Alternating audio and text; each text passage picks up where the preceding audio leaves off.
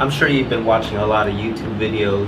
I'm pretty sure that you have seen a lot of time lapses. If you just bought a camera, or you always owned a camera but you've never done a time lapse, today I'm going to show you how to do one right now. So let's get started.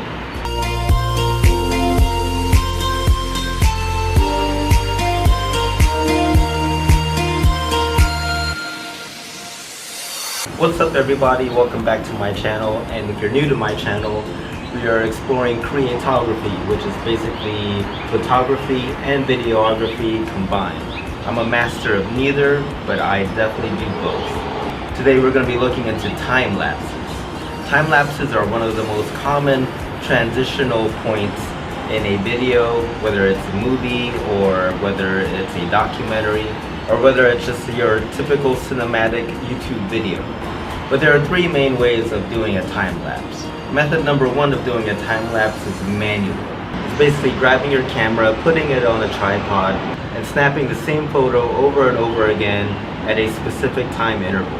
Now obviously that's the most difficult way of doing it, and this is the way videographers did it back in the day when they didn't have the cameras that we have now. The second way of doing a time lapse is with an intervalometer. Now a lot of the early DSLRs and pre-DSLR cameras didn't have time-lapse functions built into them, so they used to buy a separate tool called an intervalometer, which plugs right into the camera and it'll do the interval snapshots for you in the camera. So back in the day, and even today, the intervalometer is still a useful tool for your camera, whether you have time-lapse functions built into it or not, because intervalometers perform the time-lapse function very seamlessly. Method number three of how to do the time-lapse is the way I'm going to show you today, which is using the built-in time-lapse function in your camera.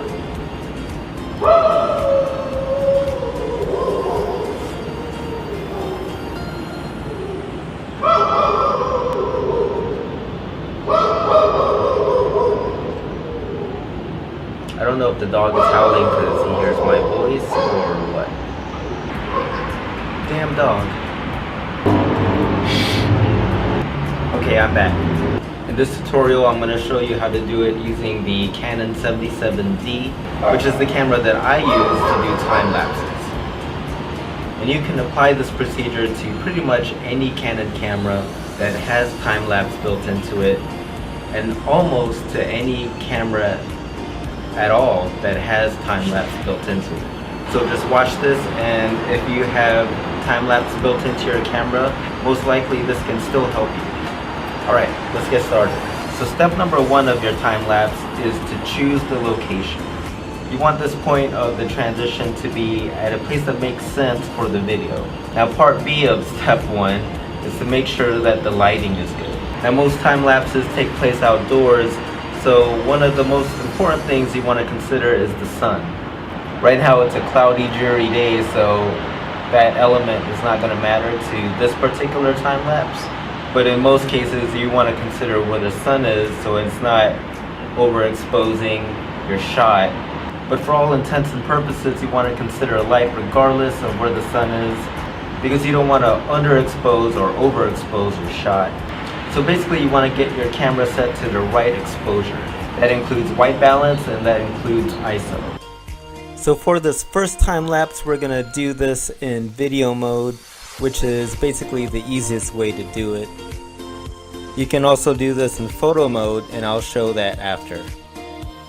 So to begin, we're going to turn the camera on and put it in video mode and go into the video menu.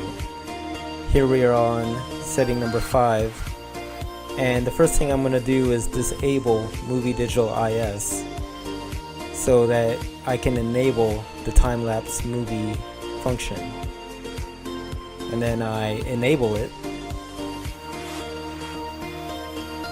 I set the interval to 2 seconds and the number of shots to 300.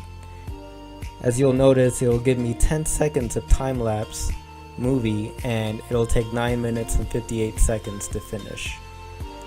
For the auto exposure, I set it to fixed first frame in this particular example, but you could set it to auto expose in each frame if you're going to do something like a sunset time lapse, for example. The LCD auto off function I set to disable because I want to see the screen as I'm going through my time lapse. And I left the beep on because I like to hear that beep. So I think we're good to go. I basically get out of the menu and I will begin my time lapse. And I should probably put an SD card in this thing so I can actually do the time lapse, you think? Now make sure your tripod is secured to the ground. You don't want any wobbles or shakes. And make sure the camera is mounted properly on the tripod, because you don't want to drop $1,000 plus camera, right? Now that your shot is composed, fire away at that record button. You're gonna have some time to kill, so now's about a good time to have a seat, go on Instagram, and upload a story about how you're gonna be doing a really cool time lapse. So that was the time lapse captured in video mode. Next I'll show you how to do the time lapse in photo mode, and it'll give you the option of doing things like capture motion blur in your time lapse, which gives your time lapse a different look. So I turned on the camera as if I'm going to take a photo, and I went into shutter speed priority. In this example, I set the shutter speed to 1/6 of a second so that it could capture that blurry, flowy motion. In the camera menu, I'm at setting number 5, and I enable interval timer, which is basically the time-lapse mode for your photos. I set the interval to 2 seconds, just like in the previous time-lapse.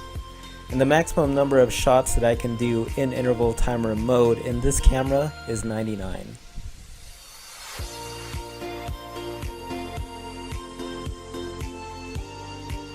Whoops, went too far.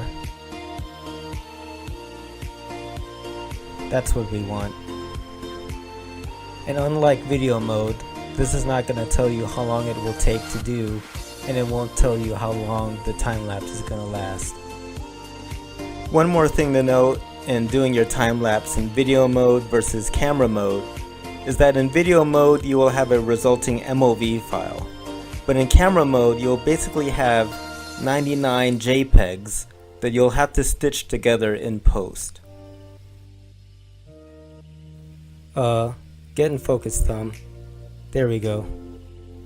But I will say that doing your time lapse in photo mode might be better because you can do things like motion blur and probably come out with better quality images. And just like previously, I mount the camera on the tripod, and instead of hitting the record button, this time I'm going to fire the shutter button. Of course, make sure you have the right composition for your shot, and if you're confident, go ahead and start it. Since I keep talking about tripods, if you're interested in the one I'm using, the link is below. And now that you have your time lapse going, you can go on your phone, go on YouTube, and watch the latest Casey Neistat vlog. Or a video on my channel, wink. Woo! Check out the fast blurry cars in this one. So that was my tutorial on how to do the time lapse using my Canon 77D. And again, you can apply those same principles to your camera, whether it be a Canon camera or a Panasonic camera or a Sony camera. As long as you have time-lapse built into the camera, you can follow those same guidelines. I hope you enjoyed my tutorial today. If you haven't already, hit the like button, and of course if you haven't already, be sure to smash that subscribe button. I'll be having more tutorials like this, and also on my channel you'll experience some cinematic videos that I create, as well as some daily vlogs, which I actually don't create on the daily, but I try to create those as much as possible. All in all, this is the world of creatography that my channel is all about. So subscribe to my channel, stay tuned for more videos. Was that honking necessary? And I will see you on the next video. Peace.